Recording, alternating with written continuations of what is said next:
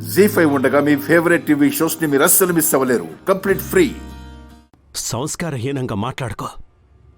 నా కూతురు నిప్పు, రాజు నా నమ్మిన బంటు. ఎవరి గురించి ఏం మాట్లాడుతున్నావు? తమ్ముడు, ఇందాక నేను కూడా ఊహించలేకపోయాను. కానీ రాజు కూడా కనపడ్డం లేదంటే దీపక్ చెప్పింది నిజమేనేమో అనిపిస్తోంది. లేకపోతే ఇలా ఒకేసారి మాయమైపోవడం ఏంటి? అక్క, నువ్వు ఎవరి గురించైనా చెప్పు, కానీ రాజు మీద అలాంటి నింద వేయకు. ఎప్పుడు చెప్పే మాట ఇప్పుడు చెప్తున్నాను.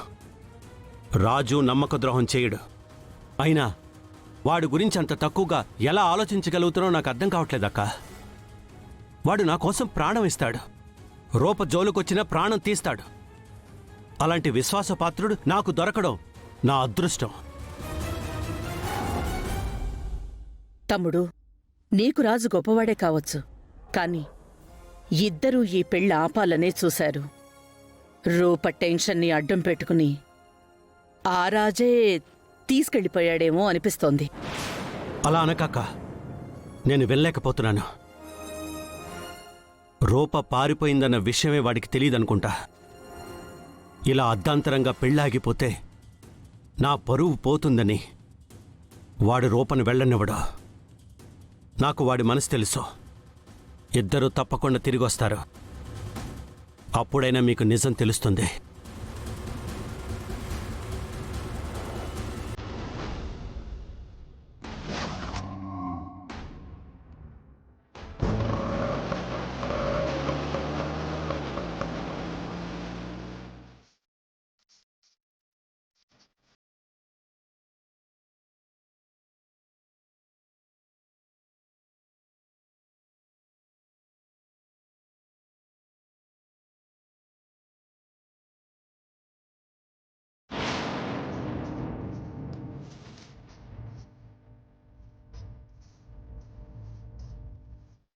ఎవరి అమ్మాయి?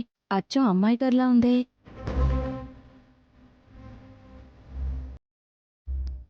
పదండి మేడం. నువ్వు వెళ్ళు. అమ్మాయి గారిలా ఉండటం ఏంటి? అమ్మాయి గారే.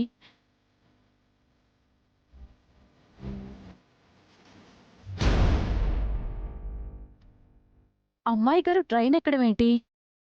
ఈరోజు ఆవిడ పెళ్ళని చెప్పారు కదా. పీటల మీద కూర్చోవలసిన పెళ్లి కూతురు రైల్వే స్టేషన్కి రావడం ఏంటి? ఎక్కడ ఏదో తేడా కొడుతుంది. రాజుకు ఫోన్ చేస్తే మ్యాటర్ తెలుస్తుంది.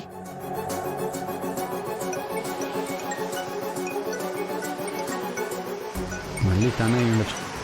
ఫోన్ తీయకపోతే ప్రాణాలు తీస్తూనే ఉంటుంది. ఇదేంటి గాయత్రికి ఫోన్ చేస్తుంది? అక్క. రాజు, నేను గాయత్రిని మాట్లాడుతున్నాను. చెప్పక్క. ఈరోజు అమ్మాయి గారికి పెళ్ళని చెప్పావు కదా. అవునక్క. మరి అమ్మాయి గారేంటి రైల్వే స్టేషన్లో ఉన్నారు? జీ5 యాప్ డౌన్లోడ్ చేసి అన్ని ఎపిసోడ్స్ పూర్తి ఉచితంగా చూడండి.